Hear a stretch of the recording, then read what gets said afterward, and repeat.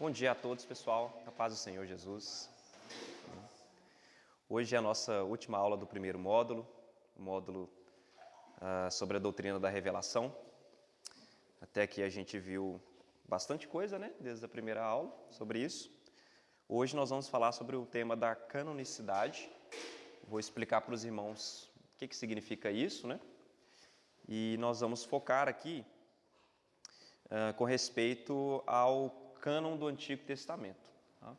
Nós vamos focar principalmente nas diferenças do cânon protestante para o cânon católico. Por que as nossas Bíblias são diferentes em relação a esses livros, né, a lista que eles têm, e por que nós rejeitamos esses livros? É uma pergunta que muita gente faz, né? Será que a nossa Bíblia é incompleta?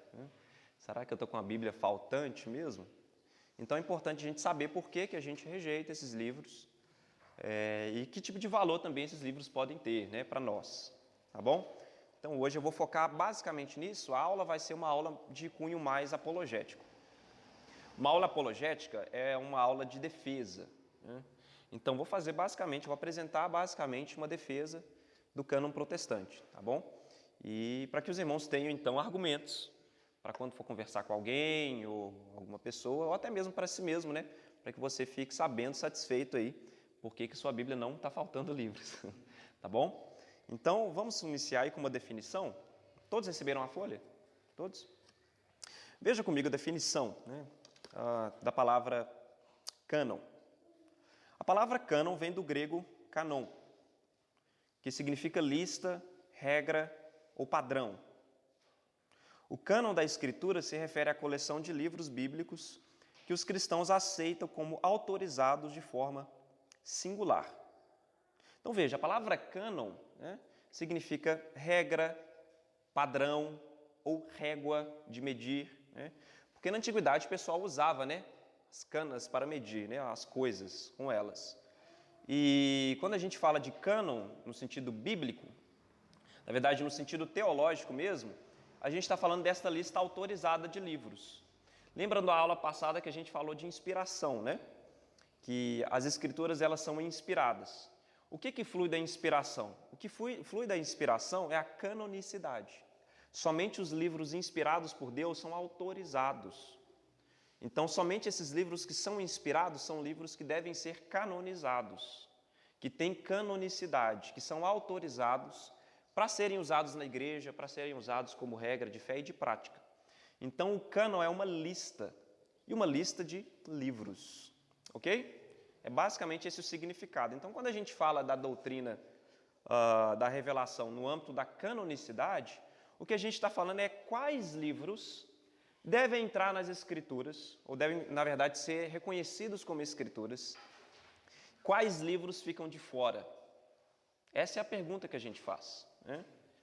Porque uma coisa é você saber que as Escrituras são inspiradas, outra coisa é você reconhecer as Escrituras inspiradas. E no processo de canonização é esse o debate, né? Opa, beleza, Gilmar? Esse é o debate, né? Quais livros, então, eu devo fixar dentro do cânon, dentro da lista? Como eu reconhecer isso, né? Esse é um problema, tá? Então, continua comigo a leitura aí. Por que essas 66 composições literárias merecem a nossa atenção? Isto é, dos protestantes e não outras. Será que outros livros em algum momento competiram para fazer parte do cânon? Se isso aconteceu, por que foram excluídos? Nossa discussão se torna ainda mais urgente porque os cristãos protestantes, católicos e ortodoxos nunca concordaram no que diz respeito ao Antigo Testamento. Ok? Então a pergunta é, por que nós temos só 66 livros na nossa Bíblia? E por que nós não temos, na verdade, 73? Né? Por que não? A gente tirou livros, a gente acrescentou, eles acrescentaram livros, como é que foi esse processo, né? Então, o processo de canonização é um processo de reconhecimento dos livros que entram na lista, ok? Então vamos lá, introdução geral ao todo da Escritura. Só para a gente contextualizar aqui, o que são as Escrituras, como foi o processo de escrita, só para que os irmãos tenham uma visão panorâmica mesmo sobre o livro que você tem em mãos. Primeiro, as Escrituras, no caso, né, protestantes, a nossa lista, são compostas de 66 livros. escritos durante um período de extensão de 1.500 anos, aproximadamente 1.400 a.C., ali com Moisés, até o ano 100 depois de Cristo, terminando com o Apocalipse de João, mais ou menos, que dá um período de 1.500 anos de composição de toda a Bíblia, tá? Por vários autores de diversos lugares e posições sociais diferentes, composta em 13 idiomas. O hebraico e aramaico no Antigo Testamento, a maior parte hebraico, aramaico, só algumas porções, como por exemplo do livro de Daniel, se não me engano, depois do capítulo 8 de Daniel até o capítulo 12 está em aramaico, eu tenho que verificar isso ainda, mas é uma porçãozinha só de Daniel e alguns outros textos, mas a maioria do Antigo Testamento é em hebraico, língua hebraica, e o Novo Testamento em grego koiné, que é o grego comum, de fala comum, né? Tinha o grego clássico lá dos filósofos, né? E tinha o grego também falado, e o Novo Testamento foi composto nessa língua de grego falado, tá bom? Isso é importante, tá? Sim. Jesus viveu em muitos lugares. Jesus falava mais de uma língua? Isso é um debate, mas Jesus certamente falava aramaico, porque nos tempos de Jesus os judeus falavam aramaico, não o hebraico mesmo, ele era utilizado na vida litúrgica de Israel. Então as crianças, quando elas eram alfabetizadas, elas aprendiam o hebraico, que era a língua mais religiosa da Torá, né, do Antigo Testamento. Então elas iam para as sinagogas e aprendiam o hebraico.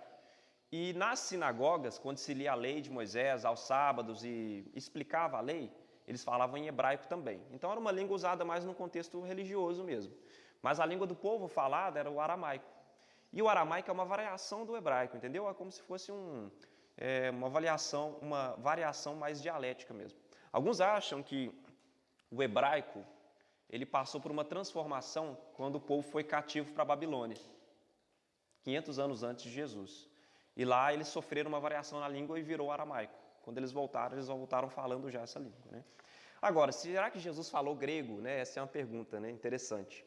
Alguns acham que sim. Quando ele foi, por exemplo, conversar com Pôncio Pilatos, e Pilatos não era judeu, né?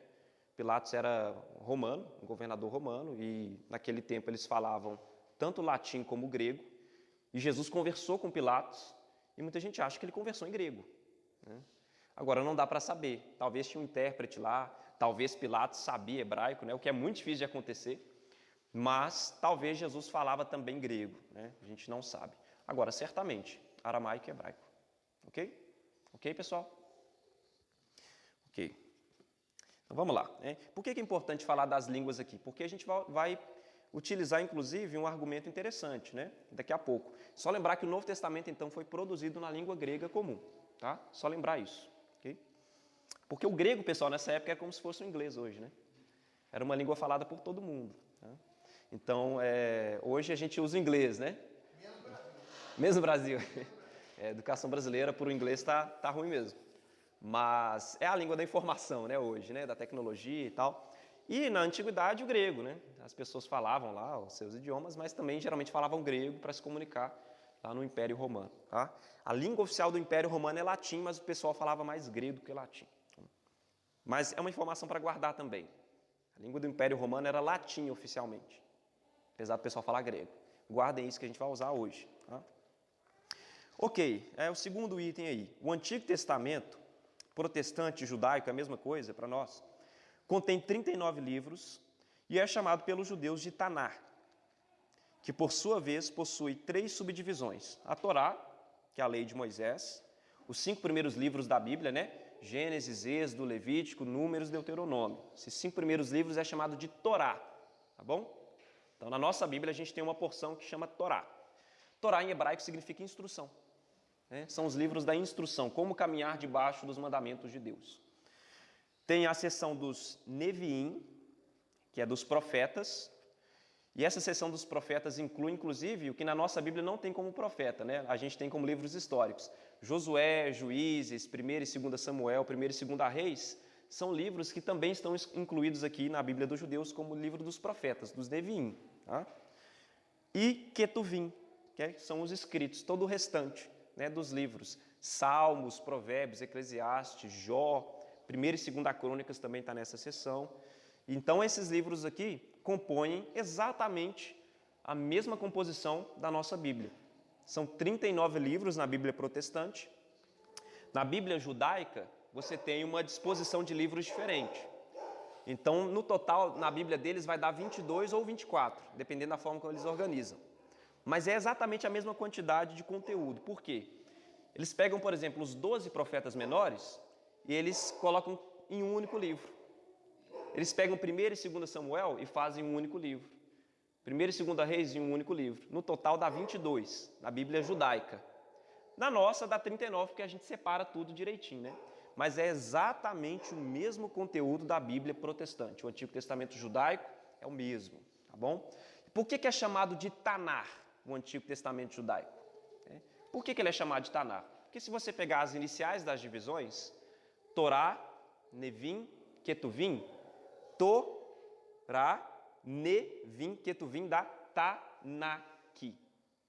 Ok? Tanakh. Então é por isso que chama Taná, é uma abreviação dessas 3 divisões que os judeus utilizam. Ok? E por último aí, o último item, né? O Novo Testamento tem 27 livros. E é dividido nas seguintes seções: Evangelhos, né, os 4 Evangelhos, Atos, Epístolas de Paulo, Epístolas Gerais e o Apocalipse. Essa é a divisão do nosso Novo Testamento. Então nós temos os 4 Evangelhos, Mateus, Marcos, Lucas e João. Nós temos os que nós chamamos de Evangelhos sinóticos, Mateus, Marcos e Lucas, né, porque eles são parecidos no conteúdo, né? Parece que eles narram os mesmos fatos, a partir de ângulos diferentes. E o Evangelho de João, sendo bastante diferente dos outros 3, né? Ele narra coisas que os outros 3 não narram. Livro de Atos, que é o livro histórico. Na verdade, o livro de Atos é um livro conjunto com o livro de Lucas, tá? É o mesmo livro, só que a gente dividiu. Lucas escreveu o Evangelho de Lucas e Atos como se fosse uma única obra, a gente dividiu em 2. Tá? Nós temos depois as cartas de Paulo, em ordem decrescente. Você tem Romanos, que é uma carta grande, vai decrescendo, se você reparar na sua Bíblia vai acontecer isso, vai acabar lá com as cartas pequenininhas, né? As pastorais, por exemplo. Depois a gente tem o livro de Hebreus, nós não sabemos quem escreveu o livro de Hebreus, né? Tem debate sobre isso, se foi Barnabé, se foi Paulo, se foi Apolo. A verdade é que nós não sabemos, né, quem foi que escreveu. Tá? A gente acha que foi Paulo, mas é duvidoso. Depois a gente tem o que a gente chama de epístolas gerais ou epístolas universais. Por que são epístolas universais? Porque se você reparar, elas não são endereçadas para uma localidade específica. Elas não são. Né? Então você tem 1º e 2 Pedro, você tem Tiago, você tem as 3 cartas de João. São epístolas pequenas, né, mas elas são endereçadas aos cristãos espalhados lá pela Ásia Menor, é praticamente isso. E no final a gente tem depois Apocalipse, né, escrito por João, no finalzinho aí, aproximadamente em 96 ao ano 100, 101 no máximo, né, João escreveu o livro de Apocalipse e fecha o cânon. Ok, pessoal, até aqui? Tudo certo?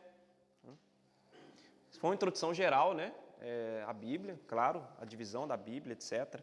É importante lembrar que os livros não estão postos numa ordem cronológica. Tá? Não é que primeiro foi escrito Mateus, depois foi escrito Marcos, Lucas, João. Não está em uma ordem cronológica. A divisão dos livros começa, por exemplo, com Mateus, porque Mateus é o evangelho mais judaico que a gente tem. Se você abrir Mateus capítulo 1, você vai ver uma genealogia. Não é? Uma genealogia de Jesus. E os outros evangelhos, tirando Lucas, não tem genealogias. Por que então colocaram Mateus lá? Porque ele é um ótimo livro de transição do Antigo Testamento para o Novo. Quando o judeu pega uma Bíblia, por exemplo, ele abre em Mateus 1, ele tem uma conexão com o Antigo Testamento. Ele fala assim, então, estou lendo um livro judaico. Né? E Mateus, se vocês repararem, ele cita muito o Antigo Testamento, para que assim se cumprisse o que foi predito pelo profeta. Só Mateus faz isso, e faz toda hora. Porque ele quer mostrar para o judeu que Jesus é o Messias. E os outros livros não estão muito preocupados com isso. O Evangelho de Marcos, por exemplo, foi escrito para os romanos. O Evangelho de Lucas para os gregos. E João para a igreja.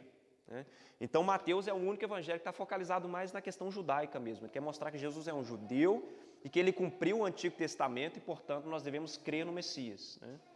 Ok, pessoal? Tudo certo? Hoje, nós sabemos que a composição dos evangelhos, o evangelho primeiro a ser escrito foi Marcos, o evangelho de Marcos, aproximadamente 25 a 30 anos depois da crucificação. Do evangelho de Marcos, a gente sabe hoje que Mateus e Lucas utilizaram o evangelho de Marcos como base para a composição do evangelho deles. É por isso que eles compartilham muita coisa com Marcos, mas eles também utilizaram outras fontes. Dentre essas fontes, uma fonte chamada Q, vem do alemão Quelle, fonte, né? E essa fonte Q tinha informações que Marcos não tinha, mas que Mateus e Lucas compartilham. Então veja, os evangelhos eles foram sendo compostos com o tempo, né? De maneira bastante gradual, né? Depois da morte de Jesus. Depois, o processo de canonização do Novo Testamento foi basicamente um reconhecimento desses livros que foram escritos no primeiro século, que tiveram uma atestação apostólica, eles foram depois reagrupados e formou então o nosso Novo Testamento. Eu não vou falar do Novo Testamento hoje, tá? Só estou falando isso para os irmãos terem uma noção mais ou menos de como é que foi composto o nosso Novo Testamento, beleza? Mas vamos focar no problema então. Veja aí, na seção 2, problemática do cânon do Antigo Testamento. Católicos e protestantes concordam quanto à inspiração dos 27 livros do Novo Testamento. Diferem, porém, em 11 obras de literatura do Antigo Testamento. 7 livros, Tobias, Judite, Sabedoria, Eclesiástico, Baruque, 1ª e 2ª Macabeus, e 4 partes de livros, Esther, no capítulo 10, versos 4 ao 16, e também Daniel, lá no capítulo 3, verso 24 até o verso 90, e o capítulo 13 até o verso 14. Né? Então veja, são reconhecidos e aceitos pelos católicos como deuterocanônicos e rejeitados pelos protestantes como apócrifos. Então, pessoal, o Novo Testamento, nas nossas Bíblias, é exatamente idêntico à lista. Se você pega uma Bíblia católica, o Novo Testamento é idêntico, não tem nada diferente, tá? Não tem acréscimo, não tem adição, não tem nada. Então é idêntico. A única diferença é o Antigo Testamento. O Antigo Testamento da Bíblia Católica tem 7 livros a mais, ok? Esses livros que foram citados aí. As nossas Bíblias não têm esses livros. E essas porções aí, do livro de Esther e do livro de Daniel, é um pouco maior na Bíblia Católica. Então os católicos, eles aceitam esses livros, eles chamam esses livros, inclusive, de deuterocanônicos. O que significa deute? Lembra de Deuteronômio? O livro de Deuteronômio? Deuteronômio é a lei recitada por uma segunda vez. Deuterocanônicos significa uma lista aceita, um cânon aceito numa segunda ocasião. Porque eles mesmos reconhecem que esses livros vieram a ser aceitos depois, numa segunda ocasião. Tiveram atestação numa segunda ocasião, ok? E não numa primeira ocasião. Tá? Então eles chamam de deuterocanônicos. Eles têm o mesmo valor para eles do cânon da Bíblia. Eles são inspirados, são inerrantes, infalíveis, mas eles reconhecem que a atestação desses livros demorou um pouco mais. Nós, protestantes, não chamamos de deuterocanônicos esses livros, nós chamamos de apócrifos. Apócrifo significa oculto, escondido. Tá? São livros que nós não consideramos inspirados. Assim como você não considera, por exemplo, um gibi inspirado, né? A gente não considera um gibi inspirado, ou um livro até devocional que a gente pode utilizar, né? Um livro evangélico, um livro cristão, às vezes um livro até bom, né? Para edificação, mas que nós não consideramos inspirados, né? Não é soprado por Deus, não é ali preservado de erros, né? Então, os evangélicos, eles não aceitam esses livros como inspirados. Até aqui tudo bem? Deu para perceber a diferença entre o Antigo Testamento? Veja aí, mais adiante. Eu extraí isso da Confissão de Fé de Westminster. É uma confissão muito, muito importante para os protestantes, principalmente para os presbiterianos, eles utilizam essa confissão. Foi produzida no século XVII e é basicamente um resumo do que os protestantes creem. Tá? Essa confissão é muito boa de se ler. E lá no capítulo 1, na seção 2 e 3, a confissão fala assim: os livros geralmente chamados apócrifos, não sendo de inspiração divina, não fazem parte do cânon das Escrituras.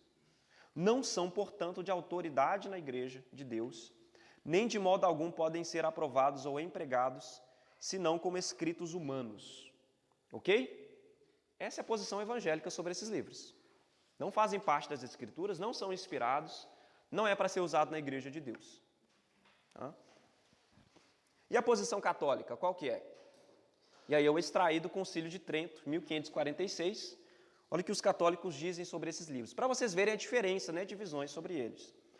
O sínodo recebe e venera todos os livros, eu coloquei entre colchetes aqui, incluindo os apócrifos, tanto do Antigo quanto do Novo Testamento, visto que um só Deus é o autor de ambos, que foram ditados ou pela própria palavra de Jesus ou pelo Espírito Santo. Se alguém não aceitar como sagrados e canônicos os livros mencionados integralmente, com todas as suas partes, como costumam ser lidos na Igreja Católica, será anátema, ou amaldiçoado, né?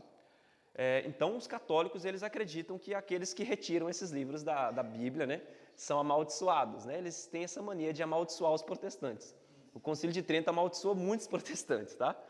Então, para eles, nós somos anátemas mesmo, né? Por causa de várias doutrinas, tá? Então, eles acreditam que nós somos anátemas. Essa é uma decisão conciliar, tá? Nunca foi revogada. Há um debate aí se no Concílio do Vaticano II, 1962, os católicos revogaram isso, mas não revogaram. Tá? Eles só estão em processo de diálogo com os protestantes, mas para eles nós somos anátemas porque nós não cremos nesses 7 livros aí. Para vocês verem a questão, como é que ela é séria entre essas duas divisões. Tá? Até aqui alguma dúvida? Tudo certo? Perguntem, viu, pessoal? Ok, então vamos ao que interessa, então, né? Sim? Sim. Esses livros, todos eles foram escritos entre Malaquias até João Batista. Então, no nosso Antigo Testamento, a gente acaba com Malaquias, né? O último livro do Antigo Testamento. E Malaquias viveu no século V, antes de Cristo. E desse período de Malaquias até João Batista, né, esse período de 400 anos, mais ou menos, esses livros todos foram escritos por judeus, inclusive. Os judeus escreveram esses livros e são livros que têm um valor muito alto historicamente falando. Eles registram muita coisa que aconteceu entre esse período de tempo, né? Então, eles têm um valor histórico muito bom. Se você quiser reconstruir o que aconteceu entre Malaquias e João Batista, esses livros são primordiais, né? A gente dá muito valor histórico para eles, porque os judeus escreveram exatamente para isso. Agora, nós não aceitamos esses livros como sendo de inspiração, né, divina, para a gente organizar a nossa vida e tal. Na verdade, eu vou mostrar para os irmãos que nem os judeus que escreveram esse livro aceitam isso, e nem os judeus da época de Jesus aceitavam também. Ok? Ficou claro isso? Foi escrito também em um período de silêncio, né? Sim. Exatamente. E os próprios judeus reconhecem, como eu vou mostrar para vocês os testemunhos aqui, que houve uma cessação profética, desde Malaquias, né? Até João Batista houve uma cessação profética. Então, eles mesmos reconhecem que não houve um profeta real entre esse período, né? Então, fica difícil a gente falar que esses livros são inspirados, né, nesse contexto. Ok? Certo? Então, vamos lá, para a seção 3, então. Por que rejeitamos, então, os apócrifos, né? Por que a gente rejeita? A gente já viu que é diferente. Mas quais são as razões, né? Se alguém perguntar para você, por que sua Bíblia é incompleta? A minha tem os livros todos, né? A sua não tem, né? Sua Bíblia está faltando. Então, eu vou expor as razões por que a gente não aceita, tá? Primeiro aí, primeiro ponto é tentar reconstruir quais eram as Bíblias, quais eram as listas, os cânones utilizados na época de Jesus e dos apóstolos, lá no primeiro século. Qual era a lista que Jesus e os apóstolos utilizavam e os judeus também, da Palestina, utilizavam? Então, veja aí, tinha pelo menos 2 listas que eram utilizadas no primeiro século. A primeira lista, que a gente chama de cânon palestino, ou então cânon consonantal. Ela tem exatamente o mesmo número de livros da Bíblia protestante. Ok? E posteriormente, na Idade Média, né, o cânon massoreta, que é o cânon hebraico, é exatamente o mesmo cânon palestino do primeiro século. Esse é chamado de cânon palestino por quê? Porque era a lista de livros utilizada na Palestina, em Israel. O pessoal que falava aramaico, né, de Jesus e os apóstolos. na região da Palestina era utilizado essa lista. E essa lista tinha exatamente, pessoal, os mesmos livros que tem na sua Bíblia protestante. Tá? Por que é chamado de cânon consonantal? Porque o hebraico ele não tem vogais, só tem consoantes. Né? Não tem vogais, não tem A, E, I, O, U. Não tem essas letras, né? Então, nessa época aqui ainda não havia esses pontinhos no hebraico. Alguém já viu o alfabeto hebraico? Já viu uma escrita hebraica? Tem as letras hebraicas e tem os pontinhos, né, que eles vão colocando assim, chamado de pontos massoréticos. Esses pontinhos dão as vogais, né? Então só tem consoantes no alfabeto, mas os pontinhos eles indicam qual que é a vogal. Se é Rá, se é Ré, se é Ri, né? Então você tem os pontos massoréticos, ou os nekudotes, né? Esses pontos eles só foram acrescentados na Idade Média, por um grupo de judeus chamado massoretas. Então, na época de Jesus, você já tinha o hebraico, mas sem esses pontos, sem os pontos massoréticos. Só tinha as consoantes. Por isso, o cânon consonantal, só de consoantes. Ok? Tinha 22 letras o alfabeto hebraico. Mas tinha também uma outra lista, que não era usada na Palestina. Isso é importante saber. Era usado onde? No Egito, na cidade de Alexandria. O que a gente chama de cânon alexandrino. Veja aí comigo, cânon alexandrino, ou também conhecida e famosa como Septuaginta. Você já deve ter ouvido sobre isso, né? A Septuaginta, ou a tradução dos 70. Né? Essa lista, ela não foi escrita em hebraico. Na verdade, esses livros não eram livros produzidos no idioma hebraico, mas era uma tradução em grego. Ok? E é a mesma lista católica. É a mesma lista católica. Tinha também os apócrifos, né, que a gente chama de apócrifos. Agora veja, importante saber isso. Na Palestina, em Israel, os judeus utilizavam o cânon hebraico consonantal palestino, com a mesma quantidade de livros que a gente tem, o idioma original. Em Alexandria, lá no Egito, os judeus utilizavam uma tradução desse cânon hebraico chamado Septuaginta. Era em grego. E tinham também esses livros apócrifos. Na Palestina não tinha, no Egito tinha. Aí vem a pergunta, por que os judeus lá no Egito utilizavam uma lista em grego? Porque eles falavam grego, lá em Alexandria. É por isso. Tá? E era uma língua, como eu falei para vocês, utilizada fora de Israel. Até dentro de Israel em alguns contextos, porque era uma língua muito falada pela população, né, do mundo todo. E o que aconteceu então? De onde que veio essa tradução grega aí que era utilizada no Egito? Acontece, pessoal, e isso é até providência divina, é muito interessante isso, que no século 3 a.C., quando eles estavam fazendo uma biblioteca, a famosa biblioteca de Alexandria, lá no Egito, eles estavam então colocando nessa biblioteca as várias peças de literatura da antiguidade, de vários lugares. Só que eles precisavam colocar em grego, porque nem todo mundo sabia hebraico. Então eles requereram lá dos judeus da Palestina que eles pegassem o Antigo Testamento deles em hebraico e fizessem uma tradução para que eles colocassem lá na biblioteca do Egito, para que o resto do mundo pudesse ler e entender aquilo. Então diz a lenda, reza a lenda, né, que 72 rabinos, 6 de cada tribo, foram então lá para a ilha de Faros, em Alexandria, e eles então, cada um na sua cabana, produziu uma tradução do Antigo Testamento, do hebraico para o grego. E aí reza a lenda que no final eles compararam essa tradução e todas estavam exatamente iguais. Né? A gente sabe que essa é uma lenda, tá, pessoal? Isso não aconteceu. Mas é verdade que os rabinos, mesmo estudiosos, produziram essa tradução para essa biblioteca. Essa tradução durou do século 3 até o século 1 a.C. Então foi uma produção muito grande, né? E depois que eles traduziram, por isso que é chamado de tradução dos 70, por causa da lenda, né, dos 72 rabinos.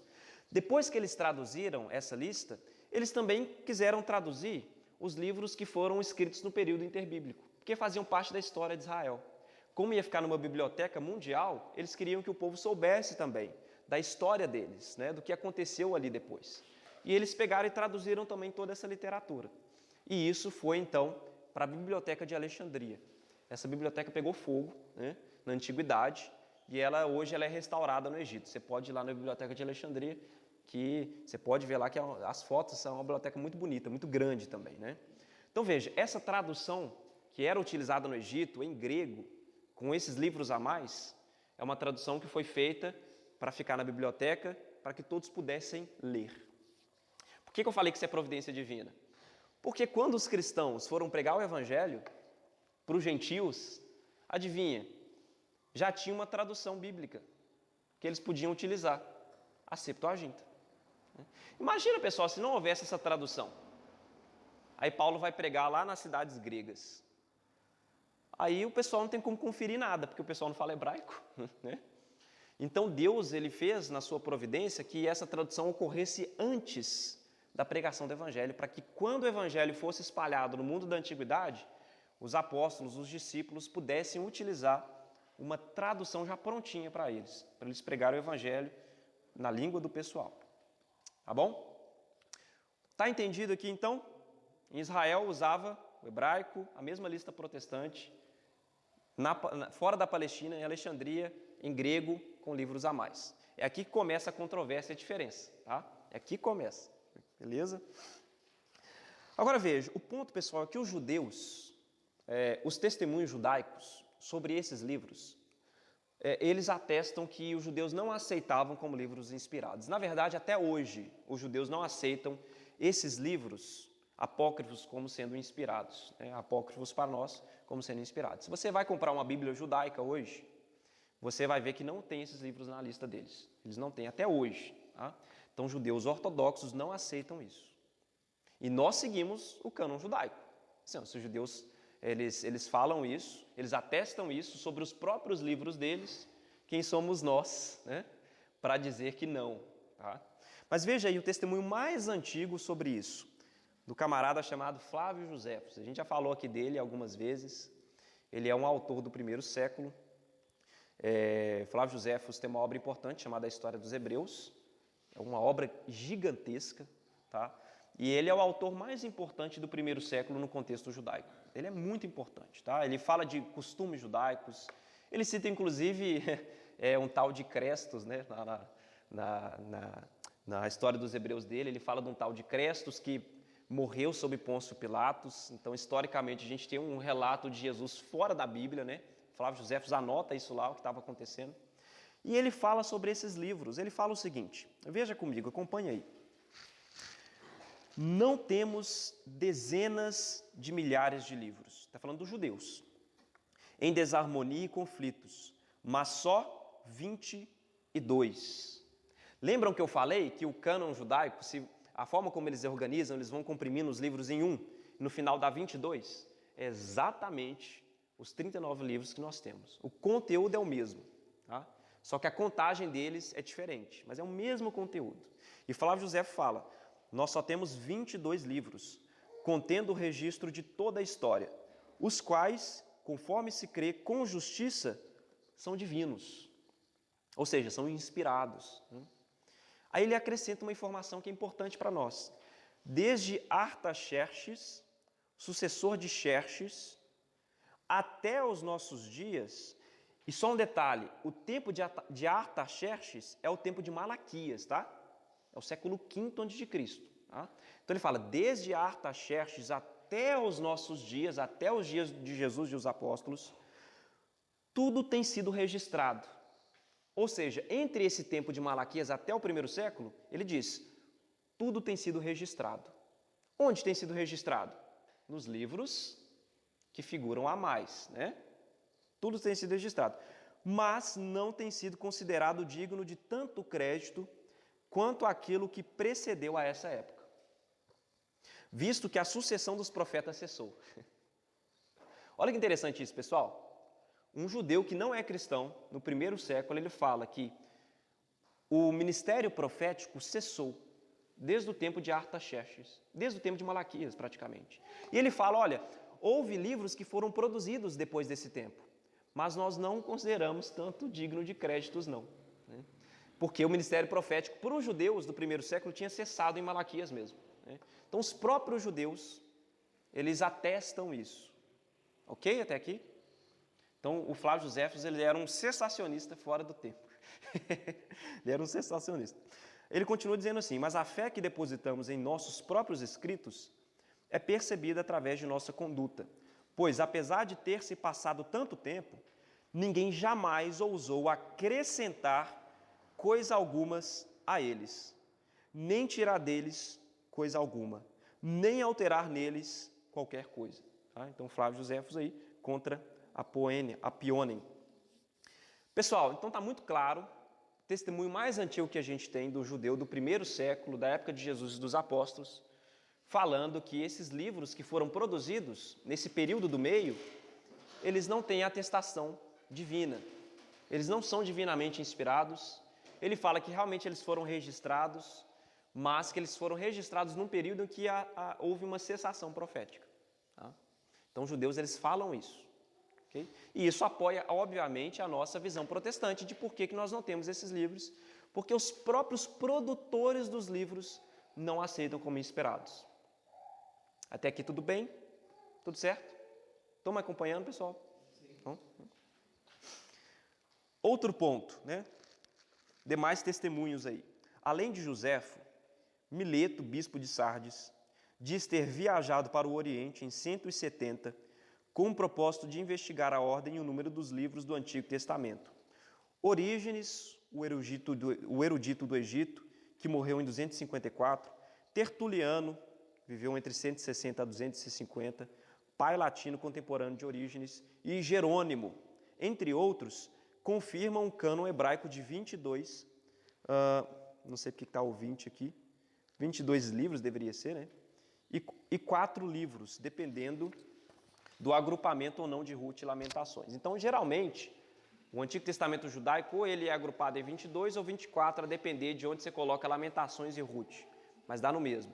O que eu trouxe essa citação aqui, que é interessante, é que mostra que não só os judeus, não só Flávio Joséfo, do primeiro século, mas muitos cristãos, nos primeiros séculos, investigaram isso e chegaram à conclusão de que esses livros não fazem parte do Antigo Testamento. Tá? Então, ele cita aí Mileto de Sardes, cita Tertuliano, que foi um grande cristão do segundo século, cita o próprio Orígenes, que vivia no Egito e tinha a tradução de 70, e era de fala grega, ele mesmo não atestava esses livros como sendo inspirados. E, por fim, o próprio Jerônimo. E aqui, Jerônimo é muito importante. Quem que era Jerônimo? Jerônimo, pessoal, foi o produtor da tradução latina oficial da Igreja Católica. Ok? Por que os católicos gostam tanto do latim? Já se perguntaram isso? Por que as missas antigamente, não sei se os irmãos já participaram de uma missa em latim, por que elas eram rezadas em latim, eram feitas em latim? O padre ficava de costa para o povo, né? E fazia a missa em latim. Talvez você pegou essa época, né? Demais. Aí o povo não entendia nada, né? Que tem todo em latim. Nome de Pátria, de Filho e de Espírito Santo. Levantava a saia do padre um pouquinho assim, não sei o que eu olhava. Levantava e olhava de aqui. Mas não sei por que no tempo da missa, né? Sim. Era de costa mesmo. De costa. A igreja, falando Sim. latim que ninguém entendia. Que ninguém entendia. O pessoal não respeita ali nem de correr. Sim. Deus estava ali. Sim. É o que a gente chama de missa tridentina, né? Missa tridentina porque vem de Trento, né? Do Concílio de Trento. Então a missa era rezada em latim, era feita em latim, de costa. Então a língua latina é a língua oficial dos católicos mesmo, né? Da teologia católica, da Igreja Católica. Essa é a língua oficial. É a língua, inclusive, utilizada no Vaticano, pelo Papa, pelos cardeais, né? Vocês já devem ter visto isso. Por quê? A Bíblia não foi escrita em latim, né? A Bíblia foi escrita em hebraico, aramaico e grego, né? Por que o latim é tão utilizado? Por quê, pessoal? Depois de 400 anos, aproximadamente, 300 e pouco, né? No século IV, depois que Cristo já havia morrido e tal, e a pregação já tinha passado dos 3 séculos, um homem chamado Jerônimo, que é esse aqui que a gente vai falar agora, ele produziu uma tradução do Antigo Testamento e do Novo Testamento para a língua latina. Por quê? Porque era a língua do Império Romano. Lembra que eu falei no início? Os romanos falavam grego, mas a língua oficial era o quê? O latim. E essa língua passou a ser muito utilizada depois do 4º século. Então, Jerônimo, ele fez essa tradução. pegou a Bíblia nas línguas originais e fez uma tradução que ficou chamada de Vulgata Latina. Já tinha uma tradução antes, tá, do latim, mas não era tão boa, não. E então Jerônimo fez esse trabalho muito primoroso, tá? Uma tradução para o latim. Ficou conhecida como Vulgata Latina. Essa tradução foi muito utilizada na Idade Média. E nessa tradução, o Jerônimo também colocou alguns livros que foram os livros que a gente considera apócrifos. Ele colocou esses livros também. Tá? E porque ela estava dentro dessa Bíblia Latina e foi muito utilizada pela Igreja na Idade Média, é por isso que os católicos, quando chegou a época dos reformadores, que eles bateram o pé e falaram assim, não, mas a gente tem que tirar esses livros aqui. Esses livros não têm atestação de inspiração divina, nem os judeus aceitam isso.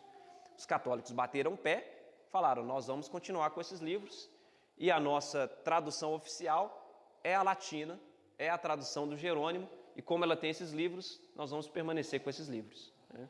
Então toda a liturgia católica, ela é feita em cima de uma tradução e não dos originais. Isso é muito interessante. Eles não utilizam os originais da Bíblia na sua liturgia, no seu culto.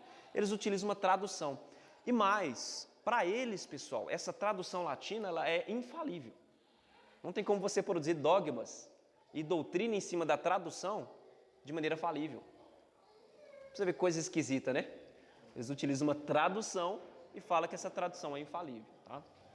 É por isso que o catolicismo ele é todo em latim, por causa dessa tradução de São Jerônimo. Agora, por que a gente tem que pensar nisso? Porque se você perguntasse a Jerônimo, o próprio que traduziu para o latim, a pedido lá do Damaso I, que para eles era o Papa da época, né? Se você perguntar para Jerônimo assim, Jerônimo, o que você acha desses livros aqui? Desses 7 livros a mais que você está incluindo na sua tradução? Olha a opinião de Jerônimo, olha o que ele mesmo diz aí. Testemunho de Jerônimo.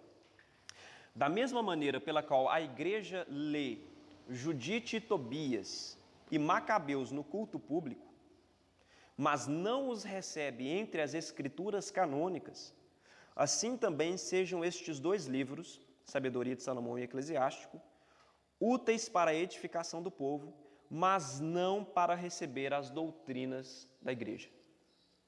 Essa é a opinião do tradutor da Vulgata Latina, São Jerônimo, um dos mais importantes na tradição católica. O que ele diz aqui? Ele diz realmente, pessoal, que a igreja primitiva utilizava esses livros para a edificação do povo. Como assim? Os livros estão cheios de relatos de judeus que lutaram para a liberdade religiosa e política de Israel. São realmente livros inspiradores, né? Mas ele diz, a gente não pode basear a doutrina nesses livros e a própria igreja não reconhece como sendo parte das Escrituras. É isso que Jerônimo diz. Tá? Então, o próprio autor da versão latina católica, ele mesmo não reconhece esses livros como sendo inspirados por Deus. E mais do que isso, não é uma opinião só dele, ele fala, as igrejas não recebem como sendo escritura. Ok até aqui? Esse é um testemunho muito importante. Tá? Muito importante. Porque se um católico chegar para você e falar assim, a sua Bíblia está faltando. Assim, mas a sua Bíblia, que tem esses livros a mais, o próprio tradutor dela, né, de onde você está baseando, ele concorda comigo. Ele concorda comigo, ele não queria que esses livros entrassem como sendo inspirados. Depois, lá na igreja, que esses livros foram colocados como sendo inspirados e foram declarados depois inspirados, mas Jerônimo mesmo não aceitava isso. E o testemunho dele é muito forte, tá, para nós. Até aqui tudo bem? Depois vocês pesquisem lá São Jerônimo, no Wikipédia, vocês vão ver lá a história de Jerônimo. Tá? Próximo item. Por mais que concílios da igreja primitiva tenham aceitado os apócrifos por influência de Agostinho, por exemplo, concílio de Roma, de Hipona e de Cartago, no final do IV século, estes não eram concílios universais, mas sim regionais. Então veja, pessoal, a igreja sempre se reunia para debater algumas questões. E realmente, no IV século, a gente tem que ser honesto, a igreja se reuniu em 3 ocasiões. Em 382, lá em Roma, concílio de Roma, o concílio é uma reunião. Depois ela se reuniu no concílio de Hipona, em 393, e lá no finalzinho do IV século ela se reuniu de novo no concílio de Cartago. Nesses 3 concílios, a igreja ela concordou que esses livros faziam parte da inspiração do Antigo Testamento. Tá? Isso a gente sabe. Por que ela reconheceu nessa época que eles faziam parte do Antigo Testamento? Por causa de um teólogo que foi muito importante na Antiguidade, chamado Agostinho, Agostinho de Hipona. Agostinho foi um maior teólogo da patrística, tá? Foi um grande teólogo. E na opinião de Agostinho, esses livros, eles de fato eram inspirados. E você vai ver por que ele acreditava nisso. Você vai ler Agostinho, ele vai dizer que ele acreditava nisso, porque esses livros trazem muito inspiração. Porque está cheio de mártires judeus. Se você pega, por exemplo, a revolta dos Macabeus, a revolta dos Macabeus consistiu em quê? E isso está registrado nesses livros. Dos filhos de Matatias, entre eles Judas Macabeu, Jonatas Macabeu, Simão Macabeu, que se revoltaram contra os Seleucidas, que eram os assírios, né, que invadiram o território de Israel, baniram o culto no templo, queriam implementar a cultura grega em Israel, e os judeus da época falaram, aqui não. O templo é de Deus, vocês não vão destruir a nossa liturgia e nós não vamos aceitar os seus valores. Então eles fizeram uma revolta, né, contra Antíoco IV Epifânio daquela época. E realmente é muito inspirador você ver o povo judeu lutando pela sua terra, pela sua religião e pela sua política. É muito inspirador. Só que isso, para Agostinho, era sinônimo de inspiração divina. E aí ele teve uma influência muito grande nesses 3 concílios regionais. E aí o povo aceitou como sendo livros inspirados. Agora, esses concílios, eles eram concílios regionais, não universais. Quando tinha um concílio universal, esse concílio tinha mais peso sobre a igreja. Toda a igreja tinha que aceitar praticamente. Né? Mas esses concílios eram regionais. Tá? Então, eles não têm a atestação universal de toda a igreja. Tá? E mais do que isso, veja aí, continue lendo comigo. Além do mais, para aceitar essas decisões nesses concílios como válidas, o argumento católico depende da aceitação da autoridade papal, o que torna o argumento circular. Como assim? O que os católicos vão dizer? Eles vão dizer o seguinte, olha, nesses 3 concílios, as escrituras foram aceitas como divinamente inspiradas, incluindo esses 7 livros a mais. E mais do que isso, eles vão dizer o seguinte, o próprio bispo de Roma, que era Damaso I, sobre o concílio de Roma, ele deu atestação de que esses livros eram de fato livros inspirados. Então eles vão virar para você e falar o seguinte, então você também tem que aceitar. Porque o bispo de Roma, o Papa, ele deu atestação a esses 3 concílios. Mas veja, isso é um argumento muito estranho, né? Porque então você tem que aceitar, o argumento só faz sentido se você já aceita a autoridade papal. É só se você aceita a autoridade papal que você tem que aceitar o que o Papa disse. Né? Mas é claro que nós protestantes não aceitamos a autoridade papal. Isso é muito claro, né? Para a gente não tem nenhuma base nas escrituras a autoridade papal, sucessão apostólica, o primado de Roma. E, portanto, o que o Papa ou o que o bispo de Roma, naquele período, né, disse, para nós não tem nenhum tipo de valor. Ok? Então, o argumento deles para funcionar já tem que sair, já tem que dar a largada aceitando a autoridade do bispo de Roma. Nós, protestantes, não aceitamos essa autoridade. Tá bom? Pessoal, até aqui está confuso, está estranho. Né? Pode ser que seja, a aula de hoje pode ser que seja mais, né, histórica mesmo, mais técnica, mas devagarzinho a gente consegue chegar lá. E por último aí, o último ponto, por influência principal de Agostinho e da Vulgata Latina, que é a tradução latina que eu falei para os irmãos, os livros apócrifos foram utilizados até a época dos reformadores. Ok até aqui?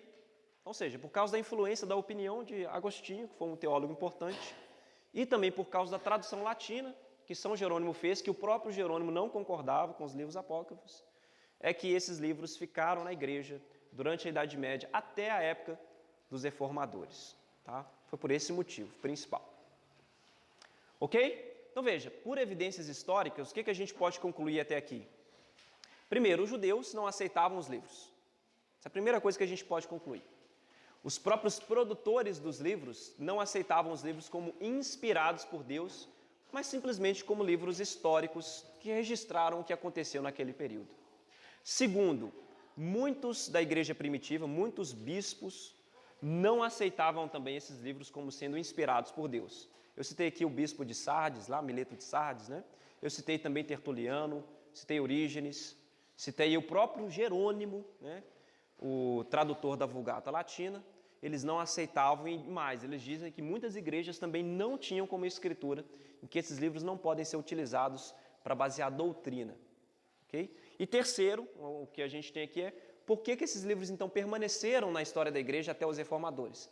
Por causa da Vulgata Latina, que tinha esses livros do São Jerônimo, que foi utilizada pela igreja até a época dos reformadores, como tradução, depois vai virar tradução oficial, e também por causa da influência de Agostinho, que foi um grande teólogo da patrística, que tinha esses livros como inspirados. Essa foi a razão pela qual eles permaneceram até que os reformadores banissem novamente esses livros. Tá? Dúvidas até aqui? A questão histórica está clara? Clara? Ok? Vamos então para as evidências bíblicas, né? Acho que isso aqui é mais sólido ainda. As evidências bíblicas em relação a esses livros. 6 pontos aí para a gente refletir. Primeiro, não há nenhuma citação direta no Novo Testamento. Nenhuma citação direta no Novo Testamento. Não existe absolutamente nenhum versículo no Novo Testamento em que Jesus ou os apóstolos tenham citado diretamente qualquer desses livros. E os irmãos sabem que Jesus e os apóstolos citavam muitos o Antigo Testamento, não é verdade? Citavam sempre os profetas, a lei de Moisés, os salmos eram sempre citados. Mas é estranho, porque se esses livros fossem considerados inspirados por Jesus e os apóstolos, por que eles nunca fazem referência a eles? O único local que os católicos geralmente apontam como sendo um lugar onde há uma alusão, nem uma citação direta, mas uma alusão a um livro apócrifo, é em Hebreus 11:35. Os irmãos abrirem comigo rapidamente em Hebreus 11:35. Hebreus capítulo 11, aquele capítulo sobre os heróis do Antigo Testamento, os heróis da fé. Lá no verso 35, olha o que o texto diz. Esse é um argumento utilizado pelos teólogos católicos, viu? Eles vão dizer assim, não, existe sim, existe pelo menos uma citação, e essa citação, apesar de não ser uma citação direta, exata, é pelo menos uma alusão a um livro apócrifo, né? Eles vão dizer isso. Hebreus 11:35 diz assim: as mulheres receberam pela ressurreição os seus mortos. Uns foram torturados, não aceitando o seu livramento, para alcançarem uma melhor ressurreição. E outros experimentaram escárnios e açoites, e até cadeias e prisões. Então, quando o texto aqui fala no verso 35 dessas mulheres, né, que receberam pela crença na ressurreição dos mortos os seus mortos, os seus filhos, na verdade, os católicos acreditam que aqui esse texto está citando o texto de, como eu coloquei para vocês, o texto de... não, nem coloquei aqui não, mas é o texto de 2 Macabeus, capítulo 7. Tá? Eles acham que estão citando exatamente esse texto. Por quê? Porque nesse texto de 2 Macabeus, o texto vai falar ali do testemunho que alguns judeus deram enfrentando a morte. E que a mãe desses jovens judeus, inclusive, aconselhou eles a irem para o martírio. Falou assim, olha, vocês devem mesmo defender Israel, defender a fé judaica, e para isso vocês têm que ir até a morte. A própria mãe dos jovens judeus falaram isso. Por que elas falaram isso? Porque elas criam na ressurreição dos mortos. É por isso. Então, lá em 2 Macabeus tem essa história, inclusive inspiradora, né? Da mãe impulsionando os filhos a morrerem pela fé, porque elas criam na ressurreição. Então, os teólogos católicos, quando eles olham para esse texto, eles falam, aqui está uma citação de 2 Macabeus, capítulo 7, e isso prova, de acordo com eles, que esse livro era inspirado. Pelo menos 2 Macabeus era inspirado, porque ele é citado aqui em Hebreus, capítulo 11, tá? O ponto é, pessoal, que o texto não faz uma citação direta de 2 Macabeus. E os próprios católicos reconhecem isso. Se for uma citação, é mais uma alusão ao que poderia ser, né? Porque também pode ser outra coisa. E eu coloquei pelo menos 2 possibilidades para os irmãos. Pode ser que o texto está citando a mulher de Sarepta, lá em 1 Reis, capítulo 17. Né? Pode ser que ela está citando essa mulher, né? Que o seu filho morreu e ela tinha fé e creu na ressurreição do mesmo jeito. Ou pode ser a própria Sunamita de 2 Reis, no capítulo 4. Não dá para saber, né? Pode ser que o texto esteja citando um desses 2 textos, uma dessas 2 ocasiões que falam também de mulheres que perderam seus filhos e mulheres que criam, inclusive, no poder de Deus para a ressurreição, né? Pode ser que essa seja a alusão ao Antigo Testamento que está nas nossas Bíblias e não a 2 Macabeus. Ok? E outra coisa ainda, a própria citação. Pode estar citando um fato histórico que aconteceu. Sim. E citar o fato histórico, o fato realmente aconteceu, a briga não é se aconteceu a história ou Sim. não. A história a gente reconhece. Exatamente, exatamente. Então, ainda que ficasse mais claro, não está, mas ainda que tivesse bem claro, tivesse citando essa história, né, dos Macabeus, Sim. não significa que está citando que o livro é inspirado. Exatamente. Está citando que a história aconteceu e a gente... Exatamente. E esse é o segundo ponto. Esse é o segundo ponto, mas muito bom, né? E mais, tá, pessoal? Muitos teólogos protestantes vão falar assim, realmente, é uma citação de 2 Macabeus. Tá? Eu já li comentários protestantes que falam isso. Falam assim, esse aqui é uma alusão ao que ocorreu no período entre Malaquias e João Batista, onde a nação de Israel lutou pela sua liberdade. E não tem problema nenhum, né? Não é por quê? Porque foi um fato histórico. De fato aconteceu. E mais do que isso, pessoal, quando os reformadores, eles rejeitaram esses livros como inspirados, eles não baniram esses livros das Bíblias protestantes. Não baniram. Eles colocaram no apêndice. Então, você pega a Bíblia de Lutero, por exemplo, a versão, se não me engano, da década de 40, do século XVI, ele coloca no apêndice esses livros. Por quê? Porque eles falam assim, olha, eles podem ser consultados, são importantes como reconstrução do que aconteceu entre Malaquias e João Batista. Mas eles não são livros inspirados. Nós não podemos fazer doutrinas em cima deles. Então, os próprios reformadores não tinham problema com esses livros. Inclusive, eles eram utilizados, sem problema nenhum. Né? E eles foram depois banidos mesmo das nossas Bíblias no século XIX, né? Principalmente por causa de uma pressão muito forte do puritanismo escocês. Porque eles pensaram assim, olha, isso deu problema na história da igreja porque isso estava na Vulgata de Jerônimo e depois foi declarado inspirado. É melhor a gente retirar de uma vez para não dar problema de novo. Então, eles tiraram das nossas Bíblias isso aqui no século XIX, tá? Mas até lá, se você pega uma Bíblia protestante muito antiga, você vai ver esses livros lá num apêndice, lá num cantinho, lá estão lá para serem consultados, ok? Agora, a gente não aceita como livros inspirados. Tá? Ok, mas e se os católicos estivessem certos mesmo? Né? Vamos supor que Hebreus 11:35 realmente cita 2 Macabeus capítulo 7. Né? É o ponto 2. Mesmo se tivesse, né, sido citado, né, isso não os tornaria inspirados. Por quê? Muito simples, pessoal. O Novo Testamento cita muita literatura apócrifa. Se você pega, por exemplo, Judas, abra comigo rapidinho aí, a epístola pequenininha de Judas, antes de Apocalipse, lá no final de sua Bíblia. Judas, verso 14, verso 15.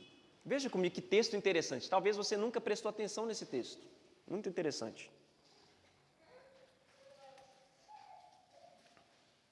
Judas no verso 14 e verso 15, né? Uma carta pequena.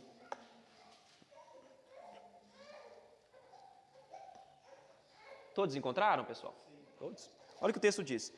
E destes profetizou também Enoque, o sétimo depois de Adão, dizendo: Eis que é vindo o Senhor com milhares de seus santos, para fazer juízo contra todos e condenar dentre eles todos os ímpios, por todas as suas obras de impiedade, que amplamente cometeram, e por todas as duras palavras que os ímpios pecadores disseram contra ele.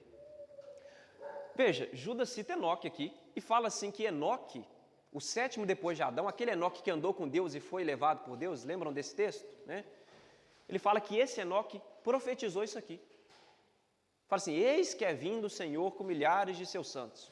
Mas se você voltar lá na história de Enoque, em Gênesis, você não acha Enoque falando nada. Aí você fala assim, de onde que Judas tirou que Enoque profetizou isso? De onde que ele tirou isso? Né? Pessoal, não tem na Bíblia isso. Judas tirou de um livro que foi produzido no século II a.C., exatamente nesse período, entre Malaquias e João Batista. É um livro chamado de 1 Enoque. É um livro apócrifo também. Né? Só que esse livro de 1 Enoque não está nem na Bíblia católica. Não está lá. Né? Mas Judas leu esse livro, pegou esse texto, do capítulo 7, inclusive, de 1 Enoque. Se você ler depois 1 Enoque, é um livro interessante. O capítulo 7 de 1 Enoque fala exatamente isso aqui. Fala que Enoque profetizou exatamente isso. Então, por isso a gente sabe que Judas leu o primeiro Enoque, pegou esse trecho, que para ele foi um trecho importante, um texto verdadeiro, nesse trecho pelo menos, e citou aqui na carta dele. Ou seja, isso torna primeiro Enoque inspirado por Deus? Não. Torna esse trecho do livro verdadeiro, só. Em outras palavras, o que é que eu quero dizer? Se a citação de um livro torna o livro inspirado, então a própria Igreja Católica tem que aceitar primeiro Enoque também. E eles não aceitam. Entenderam o argumento? Não faz sentido, né? Ou seja, citar 2 Macabeus não quer dizer nada em questão de inspiração e canonicidade.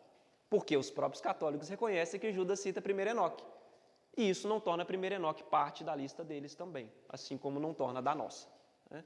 No verso 9 da Epístola de Judas, o texto também faz uma outra citação interessante. Judas era um grande leitor, né, desses livros, né, judaicos, né? O texto diz assim: mas o arcanjo Miguel, quando contendia com o diabo e disputava a respeito do corpo de Moisés, não ousou pronunciar juízo de maldição contra ele, mas disse: o Senhor te repreenda. Aí você fala, quando no Antigo Testamento que aconteceu isso? Eu não tenho esse registro, né, de Miguel disputando pelo corpo de Moisés. Não tem isso no Antigo Testamento. Bom, Judas tirou de um livro chamado A Assunção de Moisés, também um livro apócrifo desse período. Tá? Então, Judas tirou desse livro, dessa literatura. Agora, isso torna a Assunção de Moisés um livro inspirado por Deus? Não. Só mostra que naquilo o autor foi verdadeiro. Ok? Mesma coisa, se eu citar um autor hoje que fala uma verdade, eu pego um livro aí, cristão mesmo, que fala uma verdade, eu posso citar aquilo como sendo algo verdadeiro, mas disso eu não estou fazendo um livro inspirado. Isso não faz com que o livro seja inspirado, só porque eu citei algo verdadeiro daquele livro. Então, os autores bíblicos, eles fazem isso.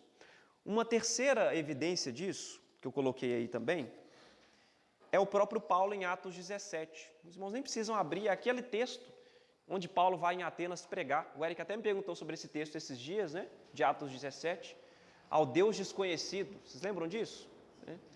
E Paulo, ele faz uma citação muito interessante lá. Ele fala assim: nele nós nos movemos e nos subsistimos, né? Movemos, existimos e subsistimos. Em Deus nós nos movemos, existimos e subsistimos. Você fala assim, de onde que Paulo tirou essa informação? Ele tirou de um poeta grego chamado Epimênides.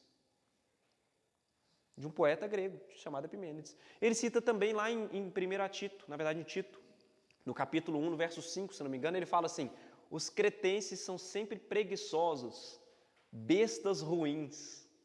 De onde que Paulo tirou isso? Ele tirou também de Epimênides.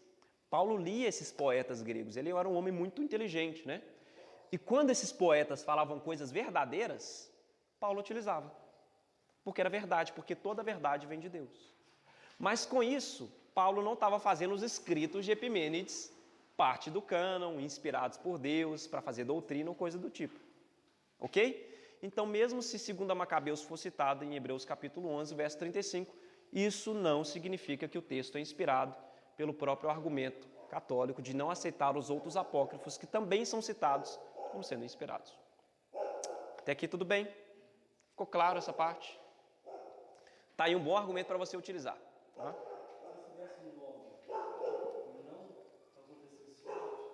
Aconteceu esse fato. Aconteceu. O Judas, quando ele cita alguma coisa, mesmo de uma literatura diferente, que não está na Bíblia, ele está falando, isso aqui aconteceu mesmo. E pelo menos esse trecho aqui, o autor acertou, entendeu? Aí ele cita e utiliza. Aconteceu. Esse também de 1 Enoque aconteceu. Aconteceu também. Né? Ou seja, o trecho que está nas Escrituras, pelo menos o trecho que está aqui, esse trecho é inspirado. Mas é inspirado não porque está no livro de Enoque, é inspirado porque está na nossa Bíblia agora. Entendeu? É por isso que ele é inspirado. Né?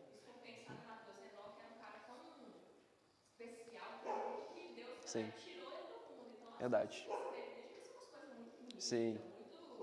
Talvez ele nem escreveu porque está muito no período muito primitivo da história humana, mas talvez isso tenha permanecido na tradição oral, que a tradição oral em Israel era muito forte, né? A gente sabe que existia uma tradição oral, tinha tradição de homens, tinha várias coisas, né? Talvez isso permaneceu na tradição e depois foi redigido mesmo. Judas pegou isso, leu isso, falou, isso aqui está certo, e eu vou citar na minha carta. E quando ele cita na carta dele, aí se torna inspirado esse trecho. Né? Ok? Mas porque agora está na carta de Judas e não porque o livro de Enoque era inspirado. Tá? Isso é importante saber também. Ficou claro isso agora? Ok? Beleza? Então vamos lá, pessoal, vamos caminhar aí, que a gente já está acabando. Hoje vai dar para acabar no tempo. Hoje vai. Terceira evidência, né? A palavra de Deus do Antigo Testamento foi confiada primeiramente aos judeus e não à igreja. Talvez esse seja o argumento mais forte, tá? Para nós. Por quê? Se você abrir lá no YouTube e colocar lá, né, livros apócrifos ou livros deuterocanônicos, você vai ver um tanto de católico utilizando o seguinte argumento. Eu vi isso ontem, inclusive, um argumento desse ontem. Olha, por que vocês confiam na igreja, no estabelecimento do Novo Testamento, da lista do Novo Testamento, mas vocês não confiam na própria igreja, no estabelecimento da lista do Antigo? É um argumento interessante, né? Interessante, né? Porque a gente fala assim, olha, o nosso Novo Testamento, ele foi realmente reconhecido, e não declarado, mas reconhecido, recebido pela igreja. A igreja que tirou, né, aquele entulho lá de livros que foram produzidos depois e ficou só com os livros que desde o início já eram livros reconhecidos como canônicos. Foi a igreja que fez isso, é verdade. Mas eles perguntam o seguinte, por que vocês então aceitam a autoridade da igreja nessa questão do Novo Testamento, mas não aceitam a mesma igreja quando ela fala da lista do Antigo? Isso é uma pergunta interessante, né? E eles sempre citam esse argumento, pessoal, é muito interessante isso. Né? Mas tem uma razão muito óbvia para isso, é óbvia, né? até infantil a razão. Por quê? Porque o Antigo Testamento não foi confiado à igreja. Na verdade, o Antigo Testamento, quando ele foi produzido, nem existia igreja. Né? A igreja criada em Atos 2, né? Esses livros já estavam todos produzidos e ela pertencia a quem? Aos judeus. A igreja, é por isso, inclusive, que o nosso Novo Testamento é idêntico, né, dos católicos e protestantes. Por quê? Porque foi a igreja realmente que reconheceu esses livros. E por que o nosso Antigo Testamento é diferente? Porque nós, protestantes, entendemos e aceitamos que o texto do Antigo Testamento estava sob a jurisdição dos judeus e não da igreja. E foram os judeus que foram usados por Deus no Antigo Testamento para organizar quais livros eram inspirados e quais não eram. Isso é bíblico? Isso é bíblico. Abra comigo em Romanos 3, veja comigo. Romanos 3 responde essa pergunta, de maneira enfática, inclusive. Veja o que o apóstolo Paulo diz.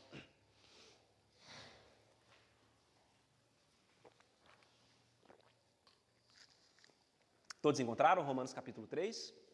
As provas sem duplo. Você e o Espírito Santo. Que isso, gente, que isso. É mesmo, hoje é a última aula, viu, gente? Semana que vem não tem aula, é um recesso, tá? Pra gente dar um descanso pro próximo módulo. E eu vou mandar a prova para vocês, viu? Vocês e o Espírito Santo, em dupla. Tá bom, Gilmar? Pode consultar em casa. Em casa. Aqui, mas só falando, viu? Deus tá vendo.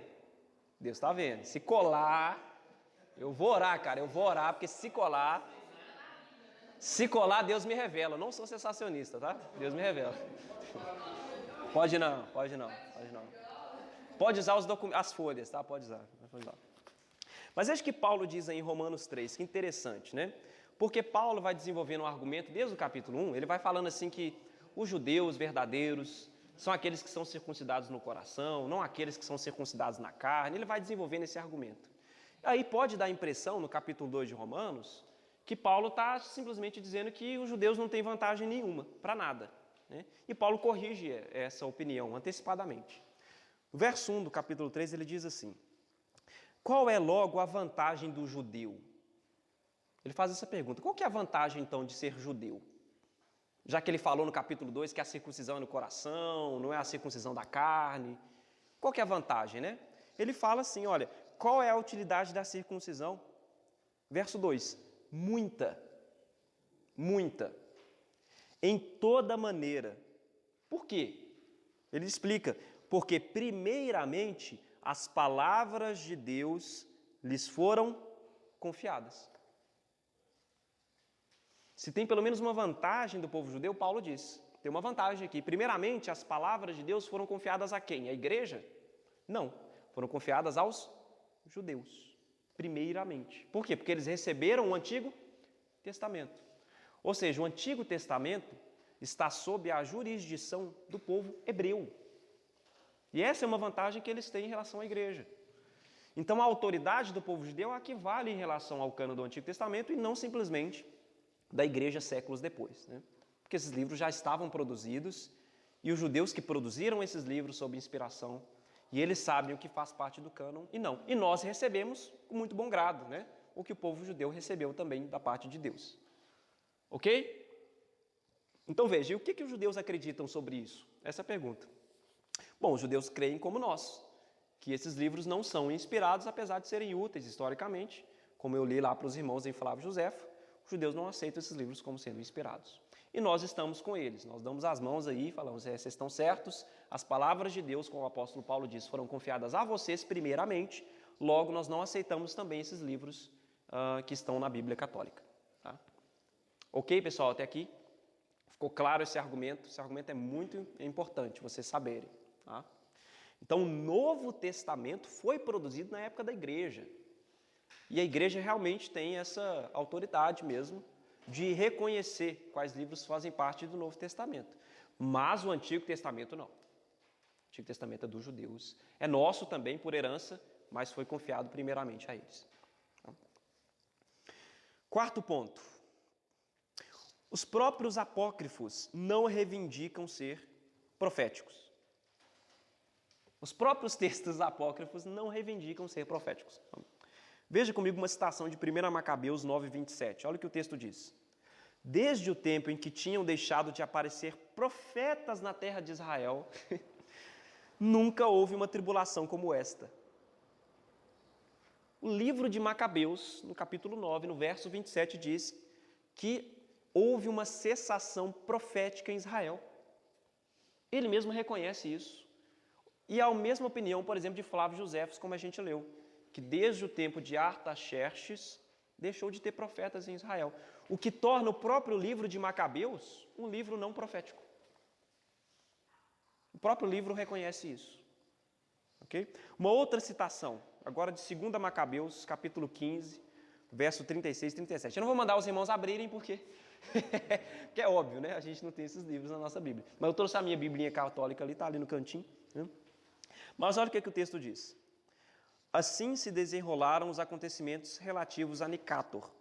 E já que a partir dessa época Jerusalém permaneceu em poder dos hebreus, finalizarei aqui minha narração. Se ela está felizmente concebida e ordenada, era este o meu desejo.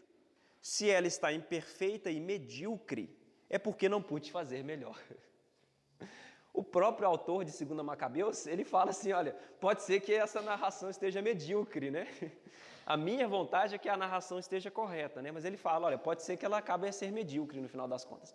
Então é claro que ele sabe que não é inspirado. Imagina o apóstolo Paulo falando isso. Imagina o Apocalipse de João. O livro de Apocalipse acaba assim, pode ser que este livro seja medíocre. Imagina, você ia achar esse livro inspirado por Deus? É claro que não, né? O próprio autor está falando isso, né? Então veja, os próprios livros... Oi? Muito claro, né? Os próprios livros, eles rejeitam que eles sejam tomados como sendo inspirados, né, por Deus, né? Primeiro, porque um livro fala que a cessação profética ocorreu, e segundo, porque um outro livro fala que o livro pode ser medíocre, né? Ele fez o melhor dele, né? O melhor que ele pôde fazer. Tá? Então essa é uma razão para a gente também aceitar o cânon protestante e rejeitar esses livros como sendo inspirados, porque nós concordamos com os autores dos livros. Tá bom? Quer perguntar? Ponto 5. Jesus vindica uma tríplice divisão do Antigo Testamento, que lembra bastante a estrutura do texto palestino e massorético. Lucas capítulo 24, abra comigo. Lucas capítulo 24. A gente já está encerrando, viu, pessoal? Lucas 24, veja o verso 27 no texto. Jesus, após a ressurreição, ele conversa com os discípulos e ele conversa sobre as Escrituras. Ele tenta explicar para os discípulos que tudo o que aconteceu estava dentro do plano divino, que eles não estavam entendendo. Então ele volta lá no Antigo Testamento e começa a mostrar os textos, mostrando aos discípulos, olha, isso aqui se cumpriu porque já estava predito lá na lei, nos profetas, nos salmos, e os discípulos então eles começam a compreender as Escrituras. Mas o que é interessante é que Jesus utiliza uma divisão do Antigo Testamento que lembra muito a divisão do cânon hebraico, palestino, que eu falei para os irmãos, que era utilizado na Palestina, de fala hebraica, né? E que não tinham esses livros. Parece que Jesus ele evoca isso.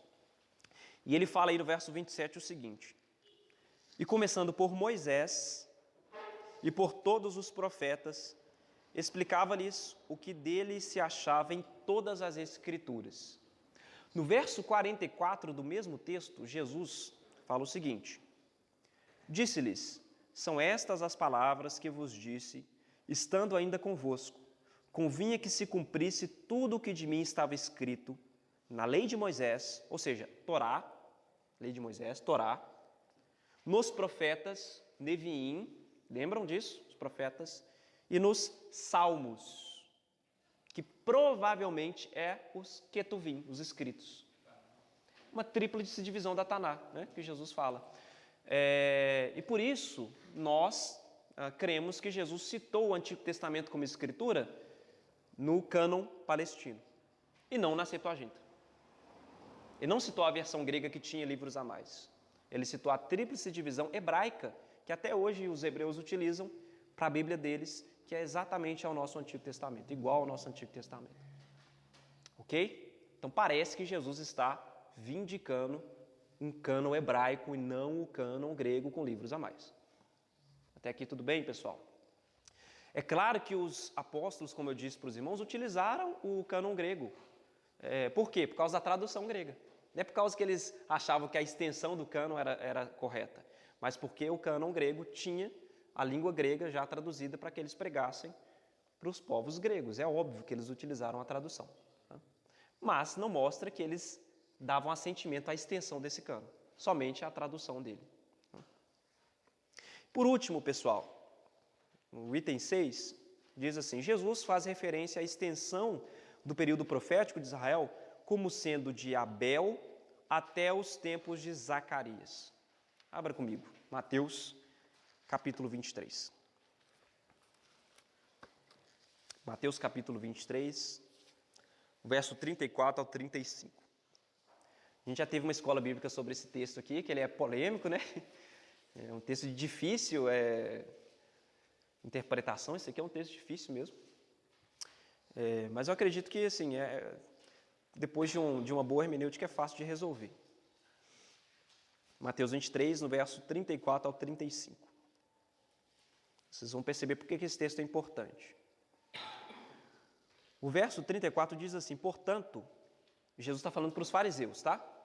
Portanto, eis que eu vos envio profetas, sábios e escribas, e a uns deles matareis e crucificareis, e a outros deles açoitareis nas vossas sinagogas, e os perseguireis de cidade em cidade, para que sobre vós caia todo o sangue justo, que foi derramado sobre a terra, desde o sangue de Abel, o justo, até ao sangue de Zacarias, filho de Baraquias, que matastes entre o santuário e o altar.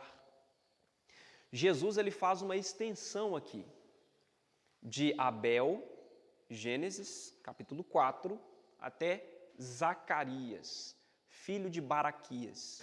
Muita gente acha que esse Zacarias, filho de Baraquias, é o Zacarias lá de segunda Reis, se não me engano, Segunda Reis, filho do sacerdote Joiada, né? Muita gente acha que é ele, porque foi ele que foi morto entre o santuário e o altar, não, mas dentro do átrio do templo. O texto fala isso, né?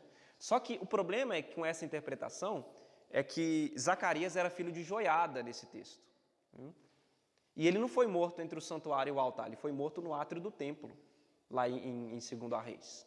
Então não pode ser esse Zacarias que ele está falando.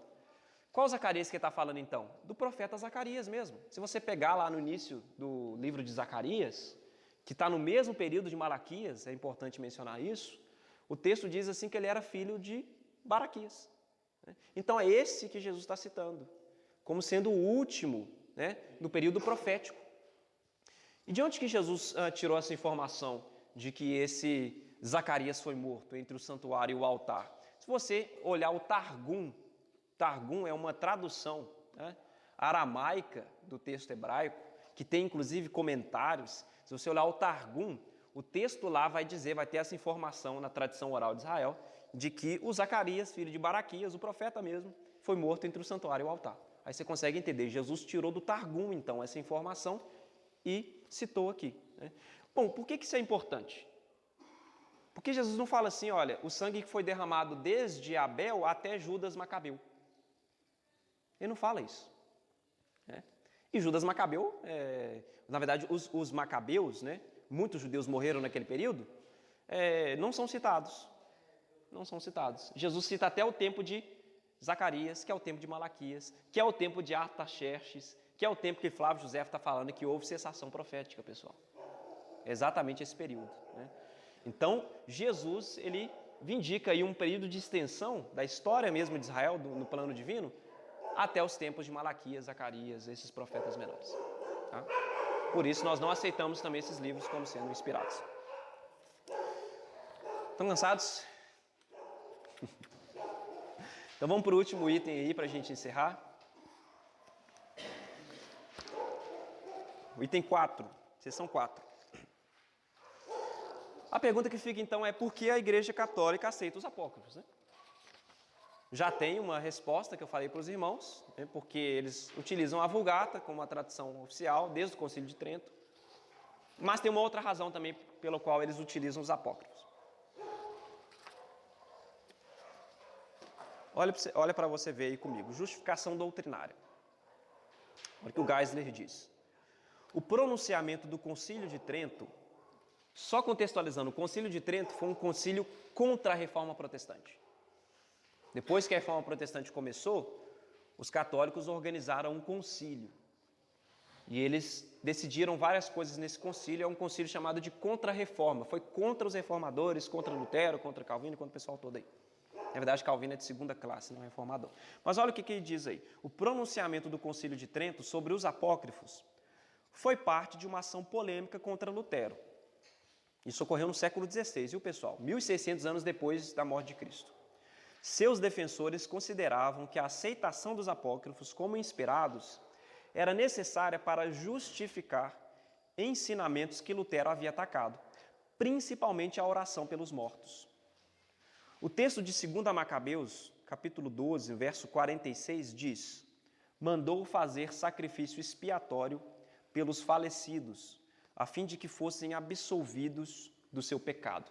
Na verdade, se você chegar em casa e ler 2 Macabeus, capítulo 12, lá a partir do verso 40, você pode ler o texto inteiro.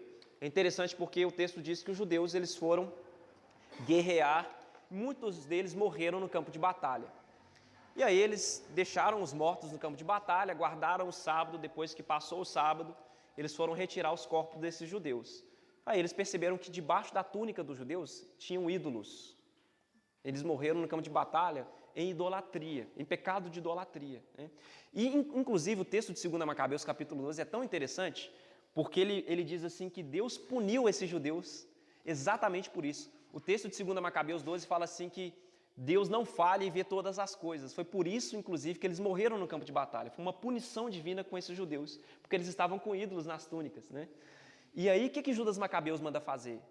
Manda fazer expiação. Ele envia lá, se não me engano, 10 mil dracmas, se não me falha a memória agora, para o templo de Jerusalém, para que se fizesse expiação pelos pecados desses judeus mortos. E o texto diz por que ele fazia isso, né? O texto diz que ele fazia isso porque ele cria na ressurreição dos mortos. Ou seja, para que eles ressuscitem para a glória eterna, vamos perdoar os pecados desses judeus que morreram em idolatria. Então ele mandou lá 10 mil dracmas para o templo de Jerusalém, para que os pecados fossem perdoados depois da morte, né? Então o ponto é que os católicos eles tinham que fazer esses livros permanecerem lá na Bíblia deles, porque esses livros apoiam a oração pelos mortos, expiação pelos mortos. E é claro, né, esse texto de 2 Macabeus, desenvolvido depois dentro do catolicismo, se tornou o quê? A doutrina do purgatório. né? Se tornou isso. Né? Os católicos hoje fazem missa de sétimo dia exatamente por causa desse texto aqui. Tá? Porque o católico que morreu, e morreu em pecado venial, está agora na parte da igreja que eles chamam de igreja padecente. Está no purgatório. A indulgência também, que era tão combatida pelos reformadores, Sim, né? exatamente. A indulgência era exatamente pagar, Isso. para tirar as pessoas, né? Do purgatório, né? Reduzir o tempo do purgatório. Os reformadores brigaram demais por causa da indulgência. Sim. Foi muitos levantes, né? Sim. Venda de indulgências, né? E aí sim, e os católicos te dão uma resposta para isso, né? O Lutero lá está fazendo arruaça, né? Falando que não aceita indulgência, falando que isso não é bíblico, e a gente tem que arranjar um jeito de falar que isso é bíblico. E o texto melhor que eles podem utilizar é 2 Macabeus. Então eles falam, nós temos que permanecer com esse livro aqui, vamos fazer um concílio, vamos deixar ele na nossa Bíblia, porque sem esse texto aqui fica difícil a gente basear na Bíblia, né, a doutrina do purgatório. Né? Eles tentam basear essa doutrina em Mateus capítulo 5, em 1 Coríntios capítulo 3, Mateus capítulo 12 também, vários textos, né? Hebreus capítulo 12, todos eles fora de contexto, uma hermenêutica muito deficiente mesmo, tá? Mas não tenho tempo para mostrar isso para os irmãos agora. Tá? Então veja aí, continuando o que a citação diz. Já que havia uma obrigação de aceitar certos livros, as decisões foram um tanto arbitrárias.